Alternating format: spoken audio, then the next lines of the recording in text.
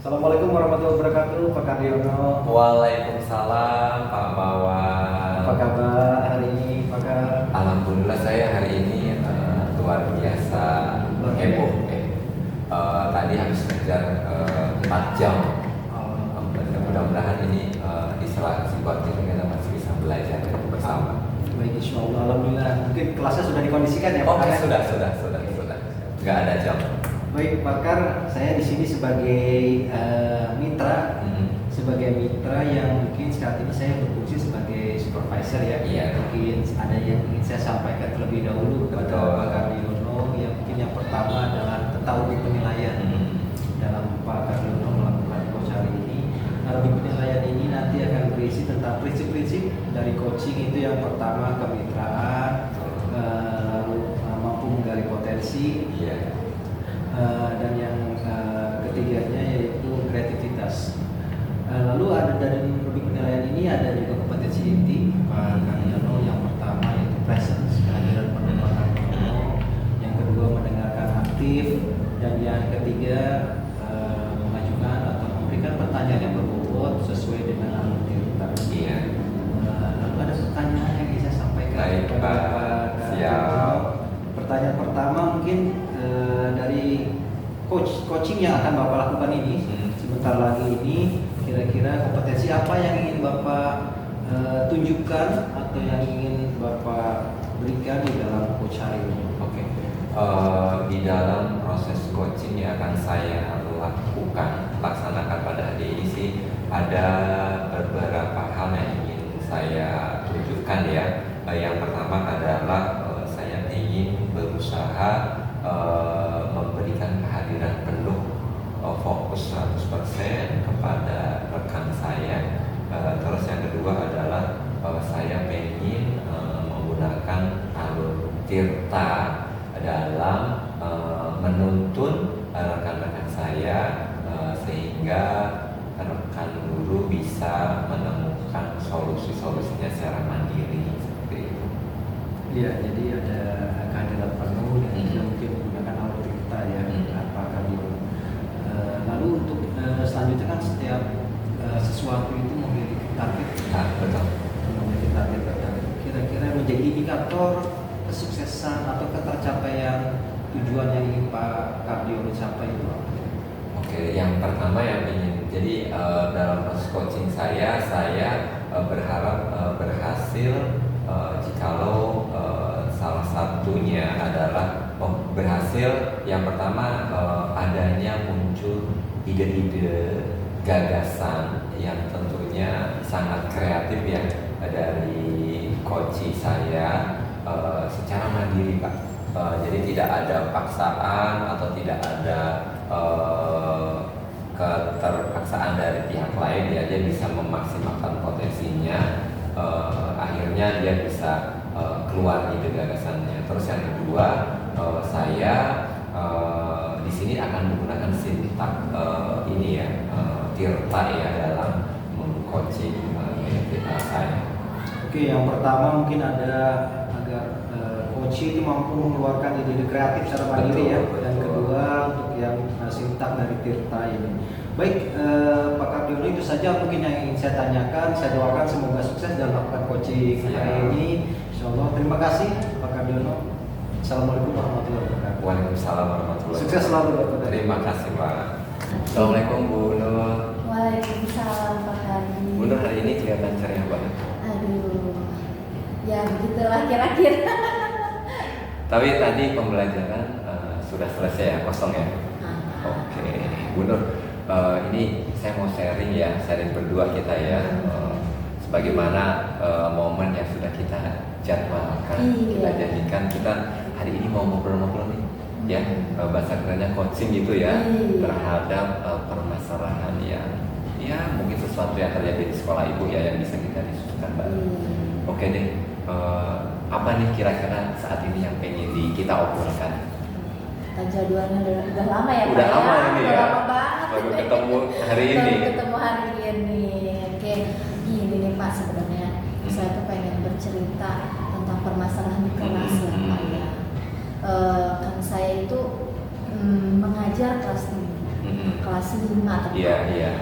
Tapi di kelas 5 ini ternyata literasinya ada beberapa anak lah yang masih mungkin bukan masih lagi tidak bisa baca karena kemarin sudah melakukan asesmen diagnostik kan saya memetakan awalnya saya memetakan itu hanya dari pemahaman aja gitu kan.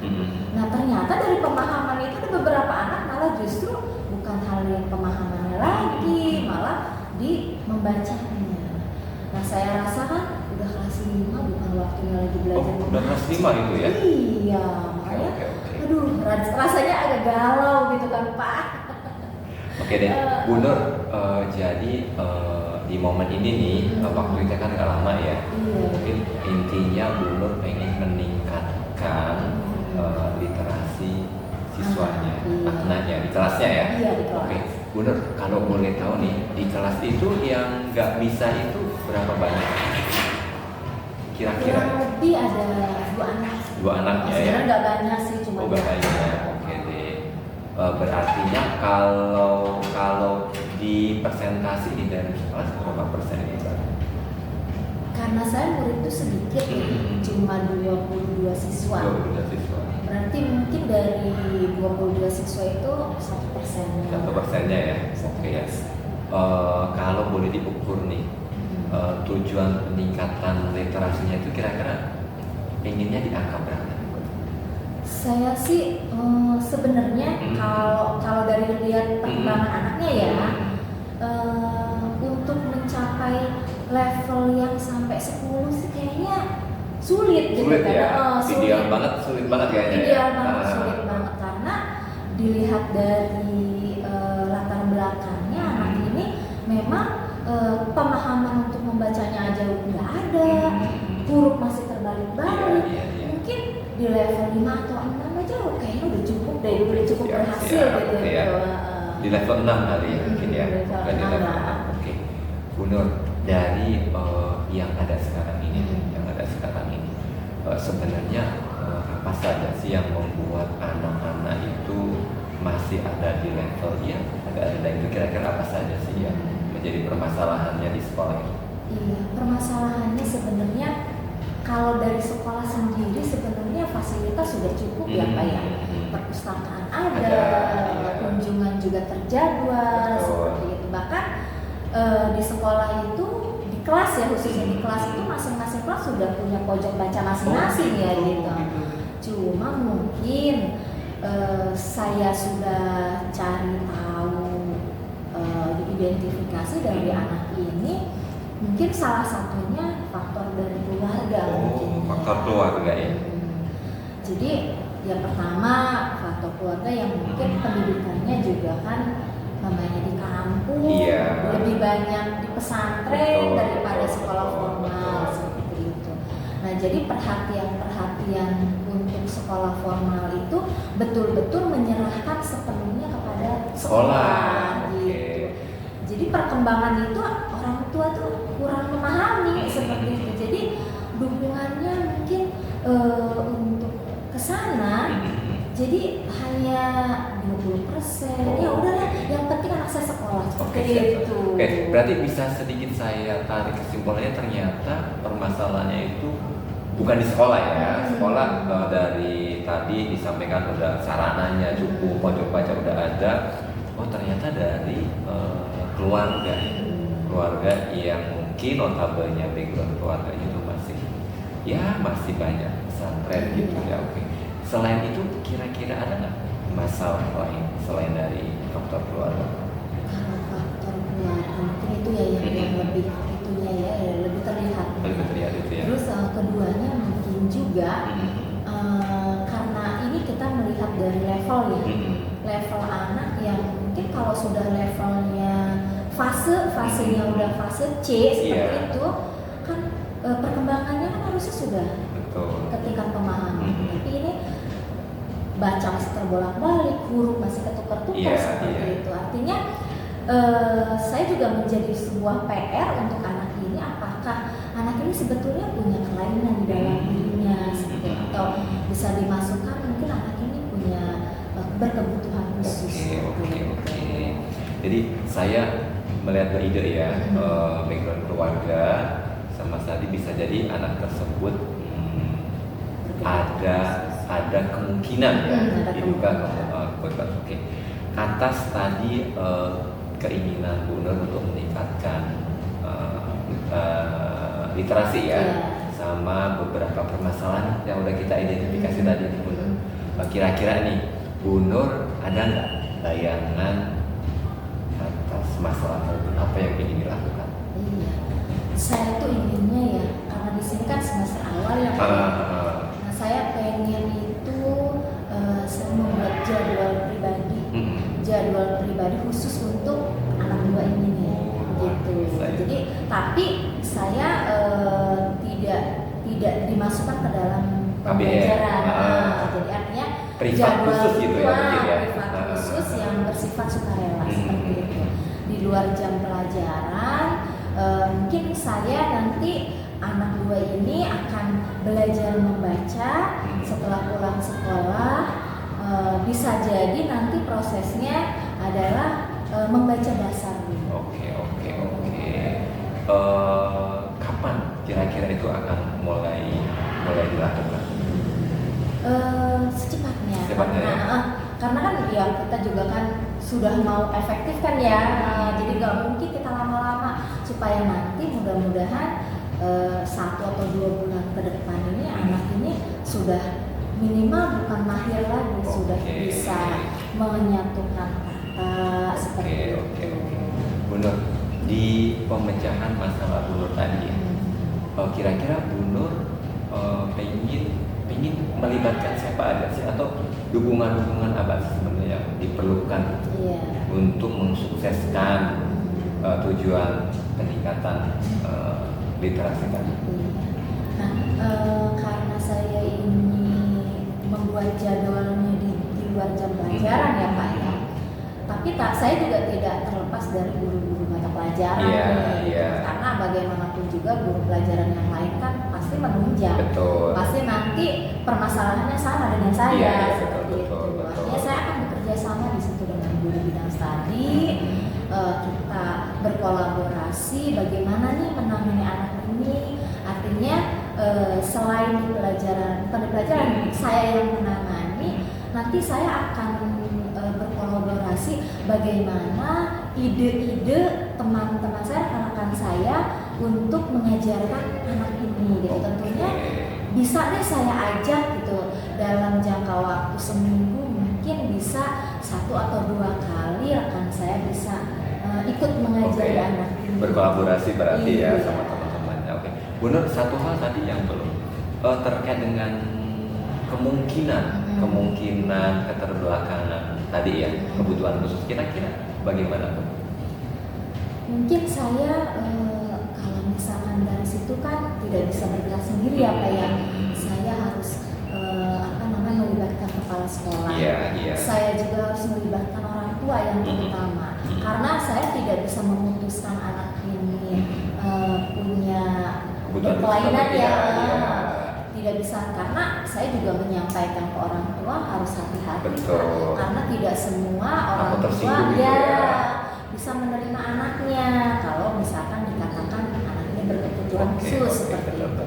Artinya saya akan melakukan pendekatan, saya akan berkomunikasi dengan kepala sekolah bagaimana nih penanganan anak ini supaya kita tahu nih anak ini apakah berkebutuhan khusus atau tidak, terutama kepada orang tuanya gitu kan. Terus kedua, mungkin kalau saya sudah ngobrol dengan kepala sekolah, dengan orang tua, kita mungkin akan melibatkan psikolog pihak luar berarti pihak luar itu. Jadi psikolog yang mumpuni yang memang menangani hal tersebut supaya nanti saya menyampaikan ke orang tua itu kemudian ada bukti nih. Betul. Jadi tidak memvonis, yang memvonis bukan sekolah gitu ya. Oke, benar, waktu kita itu gak banyak. Sampai sejauh ini, kira-kira atas permasalahan, terus keinginan, tujuan Bu Nur ini sama itu, kira-kira bagaimana Bu? ini saya baru ketemu sama Pak Kardiono ini kayaknya udah plong gitu ya, terbuka gitu ya. Oh iya ya, dengan sendirinya ternyata ada ide-ide, ya harusnya saya nih lakuin ini gitu kan ya Pak ya gitu. Iya. Jadi ya mudah-mudahan nanti apa tindakan atau rencana-rencana yang saya akan lakukan ini bisa berjalan dengan baik seperti itu. Tentunya dengan dukungan rekan-rekan dan kepala sekolah tentunya ya. Oke. Tadi menarik banget ya, privat khusus sama akan bekerja sama dengan kepala sekolah dan luar untuk ya dalam tanda kutip menentukan anak itu berkebutuhan khusus atau tidak. Oke, Bu Nur, ini luar biasa sekali ini pembicaraan kita pada siang hari ini ya. Kita nanti ngobrol lagi nih. Saya pengen ngobrol nanti coba peningkatannya sampai sejauh mana ya dalam sebulan ini, cara Bu Nur menggenjot anak tadi supaya literasinya cenderung. Oke ya. Semangat Bu Nurnya, mudah-mudahan semangat Bu Nur itu. Pak Kardi jangan bosan ya. Oh, tenang aja ya. Semoga niat baik kita ya sesama guru untuk anak-anak tadi benar-benar terjaga literasinya. Kalau memang anak itu bermasalah ya kita bisa memberikan treatment sesuai rekomendasi dari pihak luar tadi. Oke ya. Oke, terima kasih Bu Nur. Iya, sama-sama Pak saya. Terima kasih banyak. Selamat ya, semangat. Saya permisi dulu ya Pak. Sama. Oke, Pak Kardiono, kita kembali lagi ya. Ada dalam pasca seperti ini, gimana perasaannya Pak Kardiono setelah melakukan coaching yang tadi? Saya happy banget ya. Terjadi pendekatan emosional juga. Tidak ada canggung antara coach saya tadi. Sepertinya coach saya juga meluapkan emosinya terkait akhirnya dia bisa memilah-milah sendiri solusi-solusi alternatif yang akan mereka kerjakan. Baik, itu memang juga yang saya saksikan tadi dalam coaching yang tadi. Sebelumnya saya ingin mengajukan pertanyaan dulu kepada Pak Kardiono ini. Pertanyaan pertama ini, apa yang sudah dilakukan terkait coaching yang tadi Pak Kardiono? Saya berusaha memberikan kehadiran penuh ya. Saya berusaha untuk fokus, tidak ada beban, tidak terpengaruh oleh pekerjaan-pekerjaan saya sebelumnya ya. Saya menghadirkan bagaimana supaya keberadaan saya itu bisa benar-benar memberikan dampak solusi kepada rekan saya tadi. Terus yang kedua, saya juga mencoba menjadi pendengar ya, pendengar yang baik, karena ini curhatan-curhatan dari coach itu sangat berarti ketika saya bisa menuntut mereka untuk menemukan solusinya. Terus yang ketiga juga saya sudah menggunakan alur tirta dalam mengidentifikasi permasalahan dia dan sampai coach saya itu bagaimana belajar bertanggung jawab di setiap permasalahan yang dia ambil gitu ya. Dan kata kuncinya terakhir ini Pak, saya berusaha untuk memberikan pertanyaan-pertanyaan berbobot Pak ya, agar si coach saya itu semakin terpancing, semakin tergugah dalam mencari solusinya tadi gitu Pak.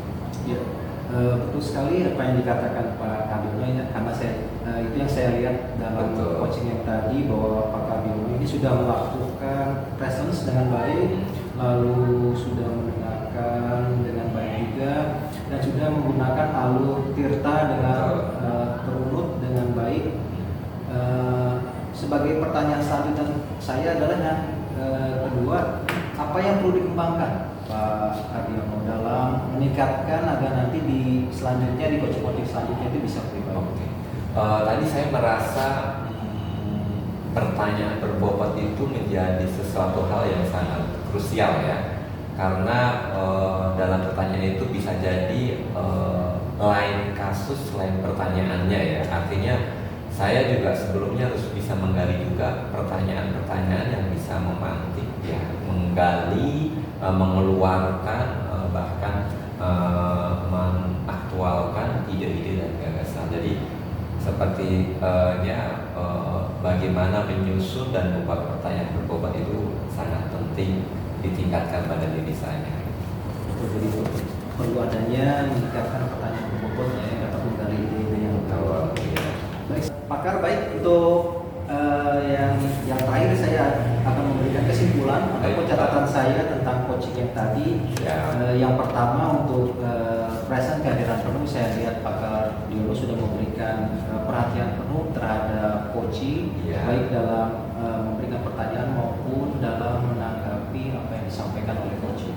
Lalu yang kedua, untuk mendengarkan dengan baik, saya melihat bahwa Pakar Diono sudah melakukan dengan baik, mendengarkan dengan baik apa yang disampaikan oleh coaching. Lalu yang terakhir, Pak Diono sudah berusaha untuk memberikan pertanyaan yang bobot, ya, yang dengan bobot yang baik, maksudnya yang berbobot, yang sesuai dengan alur kita. Menurut saya itu yang dilakukan oleh Pak Kadi sudah sesuai dengan kompetensi inti dari coaching tersebut. Adapun tentang prinsip coaching, saya rasa memang perlu ada peningkatan, tapi saya rasa secara ketiganya sudah terpenuhi dengan baik. Adanya kemitraan, adanya kreativitas, dan juga mampu menggali potensi dari seorang coaching. Saya harapkan di kemudian hari nanti peningkatan, terutama dalam pertanyaan yang berbobot, yang mampu menggali ataupun yang sesuai dengan sintak dari Tirta yang tadi disampaikan oleh Pak Kardi. Itu saja yang saya sampaikan. Terima kasih Pak Kardi. Sukses selalu. Assalamualaikum warahmatullahi wabarakatuh. Waalaikumsalam warahmatullahi wabarakatuh.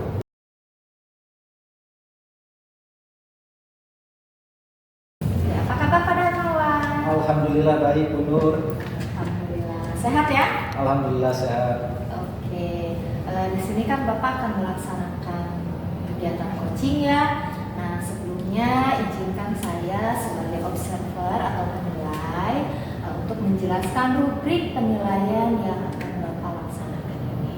Nah, yang pertama saya akan menjelaskan prinsip dari coaching, yaitu yang pertama kemitraan, yang kedua proses kreatif, dan selanjutnya memaksimalkan potensi. Nah, selanjutnya ada kompetensi inti yang akan dicapai dari proses coaching ini. Yang pertama present atau kehadiran penuh, kemudian selanjutnya mendengarkan aktif, yang terakhir mengajukan pertanyaan berbobot. Nah, sebelum coaching ini Bapak laksanakan, saya akan menanyakan beberapa hal. Yang pertama, dari kegiatan ini kompetensi apa yang akan Bapak kembangkan? Baik, terima kasih Bu Nur. Dalam kompetensi yang akan saya kembangkan di coaching ini, yang pertama saya mengembangkan. Yuk, silakan. Ntar dulu, itu dimulai lagi dari awal atau? Enggak, lanjut aja. Lanjut. Oke, sebelum Bapak melaksanakan coaching, saya akan mengajukan beberapa pertanyaan.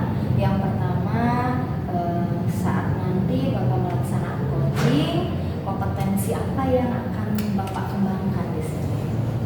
Terima kasih Bu Nur. Yang pertama saya akan mencoba mengembangkan presence atau kehadiran penuh.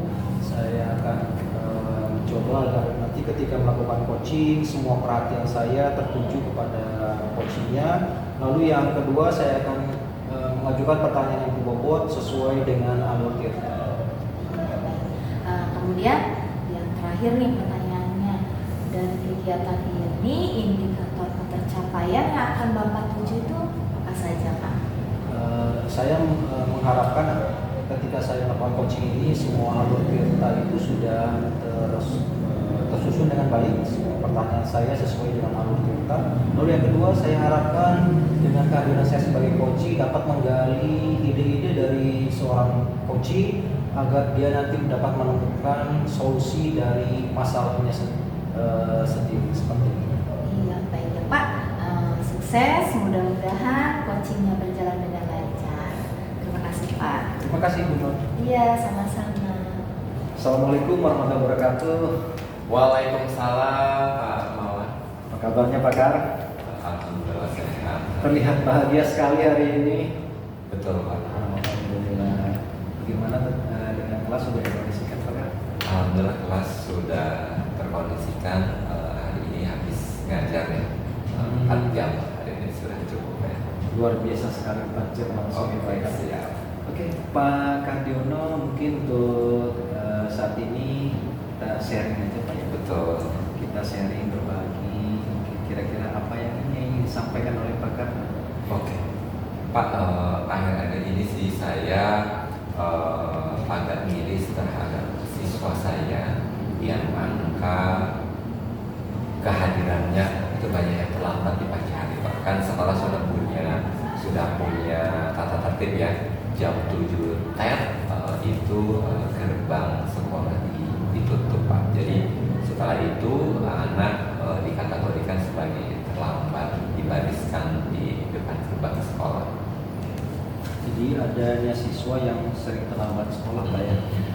Lalu menurut Pak Kardiono, tindakan apa yang sudah Bapak lakukan terhadap siswa-siswa yang terlambat tersebut? Oke, tentunya banyak sekali ya. Setiap pagi ada acara sebelum pelajaran, 15 menit pelajaran itu kan di sekolah ada mengaji dan sedikit siraman karakter ya dari wali kelas. Setelah itu juga saya juga sudah bekerja sama dengan guru BB ya untuk membantu mereka yang masih banyak kehadirannya itu terlambat, angka terlambatnya sangat tinggi. Jadi adanya siraman-siraman rohani dan kerjasama dengan guru BB. Betul. Lalu menurut Pak Kardiono itu sosok peserta didik yang ideal itu seperti apa? Bagi saya sih karena saya di SMK ya Pak ya.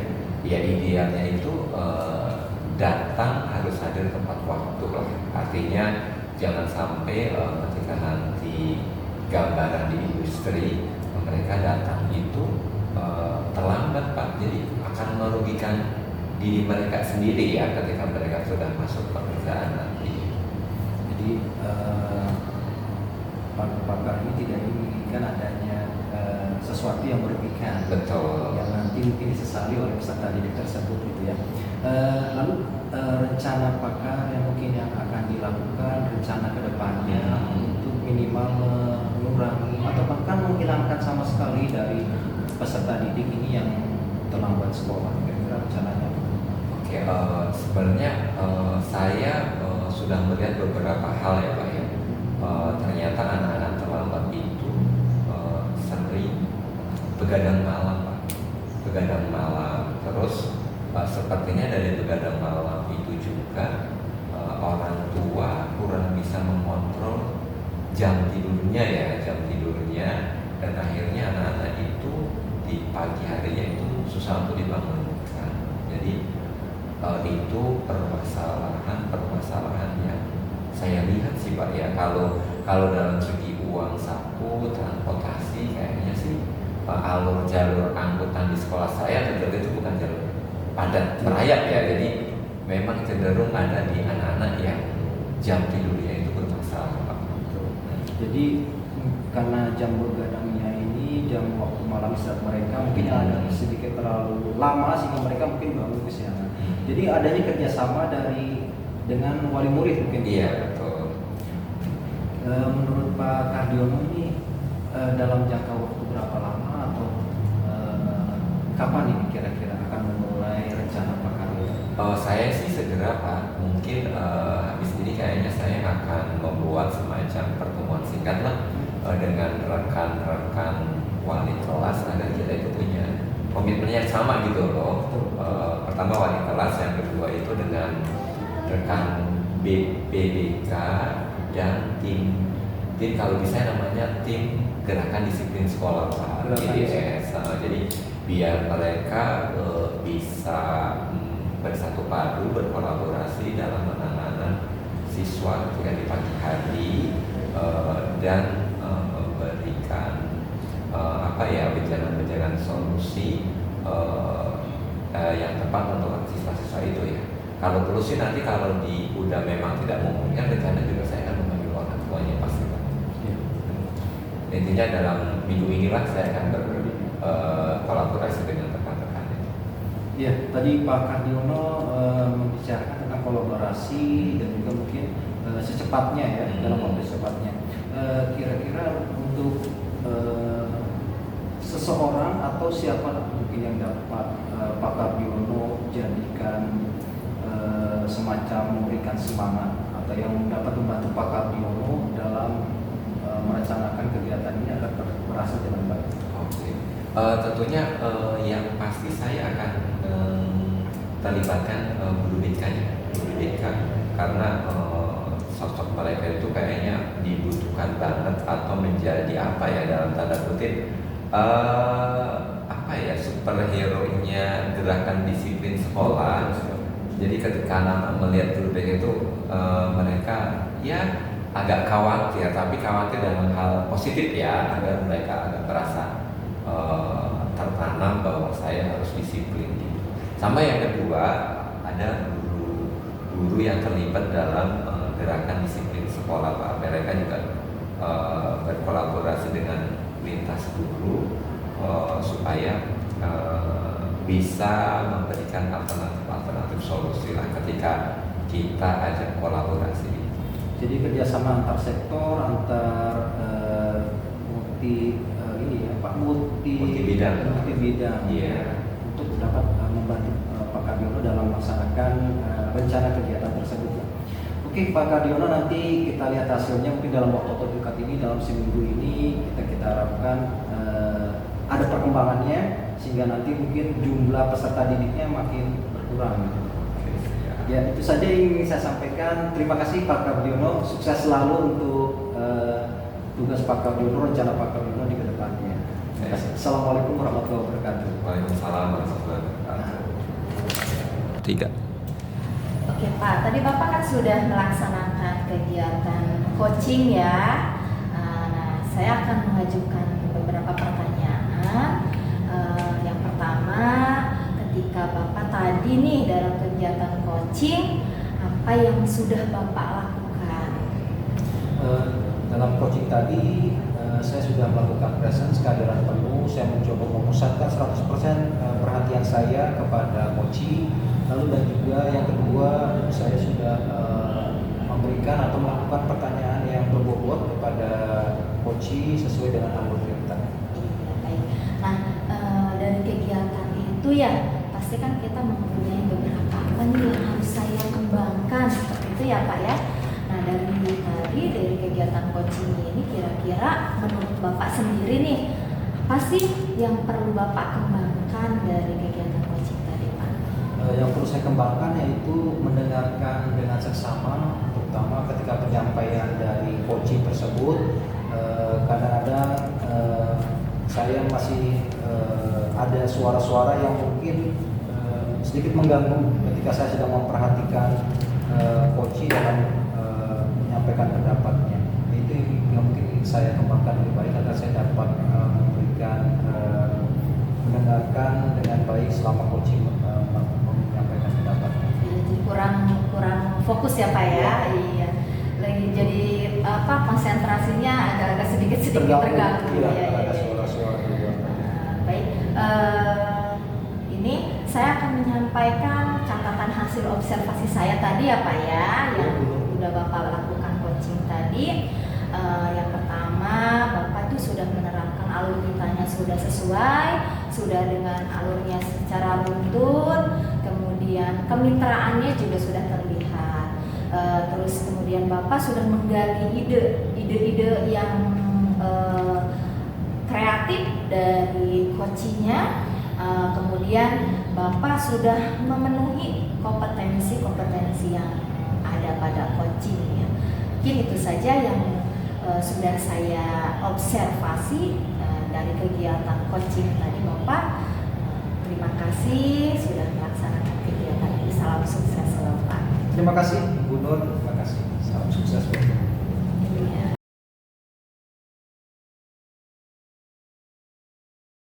Assalamualaikum Bu Nur. Waalaikumsalam Pak. Gimana sehat hari ini? Alhamdulillah sehat. Oke, anak-anak pembelajaran udah kondusif ya.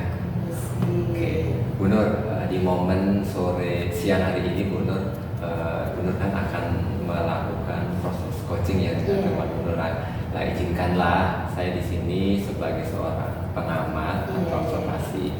Tentunya sebelum diamati Bu Nur, saya akan menyampaikan beberapa pertanyaan. Boleh Bu Nur? Boleh, makanya. Oke, siap Bu Nur. Sebelum menjadi coach tentunya ada beberapa hal yang harus Bu Nur pahami dan ketahui juga. Yang pertama adalah prinsip-prinsip proses coaching ya Bu Nur, di mana ada kemitraan, terus pertanyaan kreatif dan memaksimalkan potensi.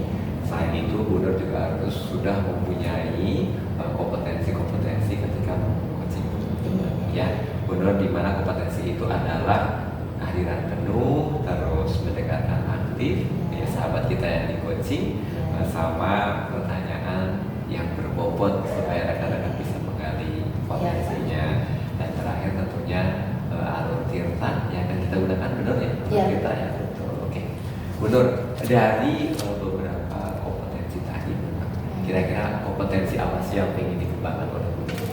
Iya, baik Pak. Dari kegiatan nanti ya, coaching nanti itu kompetensi yang akan saya kembangkan itu yang pertama itu menjadi pendengar yang aktif, betul ya. Iya. Terus kemudian saya berusaha untuk menggali pertanyaan dari coaching, dari sahabat saya. Kemudian saya tentunya menggunakan alur kita yang iya, betul. Iya. Oke, Bu Nur, dari kompetensi itu ya, Bu Nur akan mengatakan bahwa proses coachingnya itu berhasil, sukses dengan coachingnya. Kira-kira indikator ciri suksesnya apa sih Bu Nur?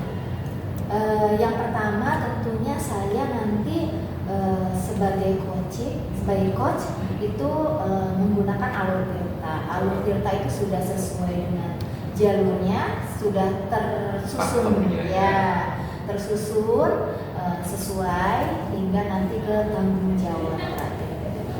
Kemudian saya tentunya dari alur tirta tersebut bisa menggali ide-ide dari sahabat saya tersebut supaya nanti beliau bisa menemukan solusi tersendiri dari dirinya.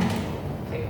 Jadi intinya akan menggunakan alur tirta sama munculnya ide-ide yang muncul dari seorang coachingnya secara mandiri. Oke Bu Nur, kita akan mencoba observasi ya. Jangan tegang, jangan grogi ya.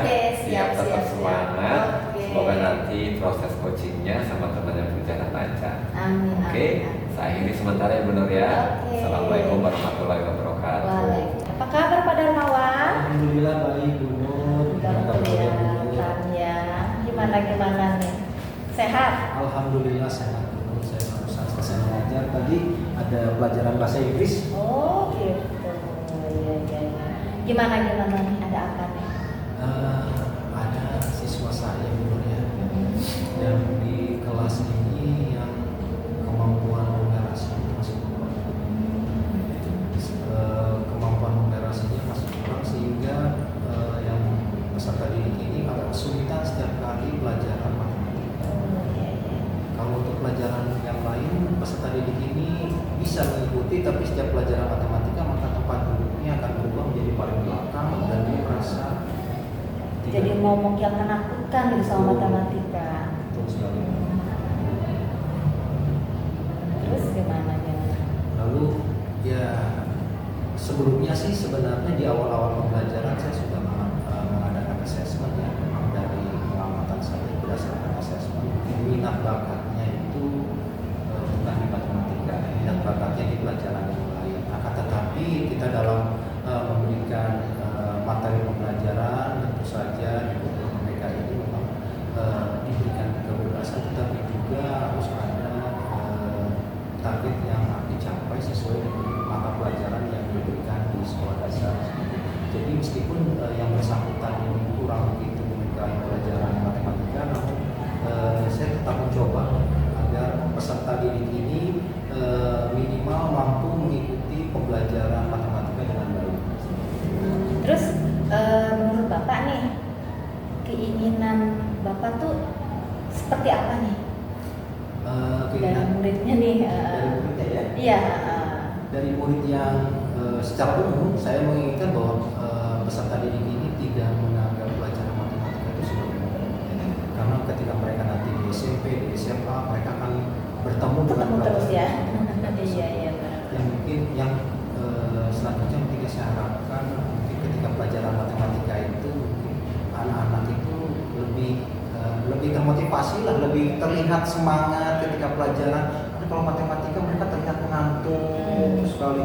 Kelihatannya suasananya itu menjadi hening, senyap, tidak seramai dengan pelajaran seperti pelajaran IPA, pelajaran olahraga, bahasa Inggris dan yang lainnya. Memang terlihat mereka kelihatan lebih semangat. Itu yang saya harapkan. Nah, melihat ini kan yang Bapak harapkan. Terus kondisi yang sekarang Bapak lihat kan yang sama Bapak alami sekarang itu seperti apa kondisinya. Kemudian kira-kira menurut Bapak nih tindakan-tindakan apa sih yang ada di kepala Bapak yang ini pengen saya tuangkan seperti ini supaya nanti tujuan apa yang Bapak inginkan itu bisa sesuai dengan apa yang diinginkan seperti itu. Mungkin yang pertama saya mencoba dari pembelajaran matematika, saya mencoba agar lebih menyenangkan. Saya mencoba metode baru, misalkan saya menggunakan discovery learning ketika anak lebih aktif belajar di luar, tidak hanya terfokus di kelas saja. Mungkin ketika mereka bertemu dengan pelajaran pengolahan data, mereka bisa lebih aktif mencari data di luar. Itu yang saya coba terapkan sehingga tidak hanya di kelas saja selama pelajaran matematika, saya mencoba untuk mencari hubungannya dalam lingkungan sekitar. Yang saya harapkan memang ketika mereka tidak terfokus belajar di kelas saja, mereka lebih fresh lah, lebih fresh dalam belajar matematika.